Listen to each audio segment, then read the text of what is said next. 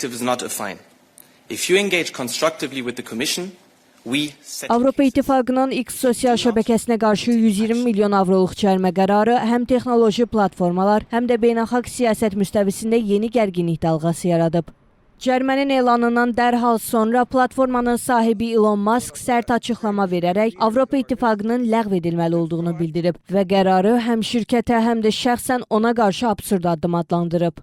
Avropa Komissiyasının 2 illik araşdırmasından sonra qəbul etdiyi qərarda X-in 3 əsas pozuntuya yol verdiyi qeyd olunub. Ödənişli təsdiqləmə işarəsinin aldadıcı olması, reklam fəaliyyəti haqqında qeyri-şəffaflıq və tədqiqatçılar üçün məlumatların qapadılması.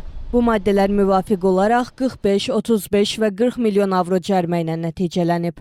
Musk'ın reaksiya dalğası Amerika Birləşmiş Ştatları administrasiyasında da əks səda doğurub. Vaşinqtondan bir-birinin ardınca sərt bəyanatlar gəlib. Dövlət katibi Marco Rubio cəriməni Amerika şirkətlərinə qarşı hücum adlandırıb.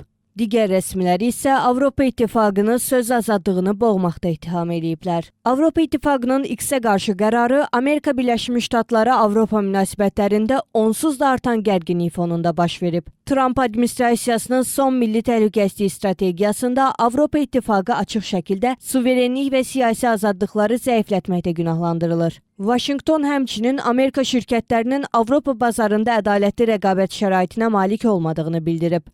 Elon Musk'ın bəyanatına Avropadan da reaksiyalar gecikməyib.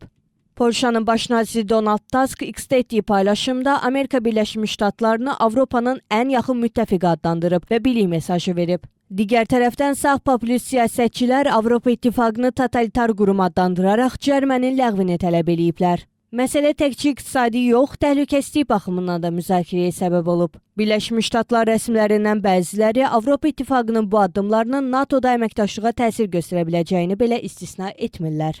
Trump administrasiyası isə Avropa İttifaqının qanunvericiliyinin dəyişdirilmədiyi təqdirdə ticarət tariflərini artırmaq ehtimalını gündəmdə saxlayır.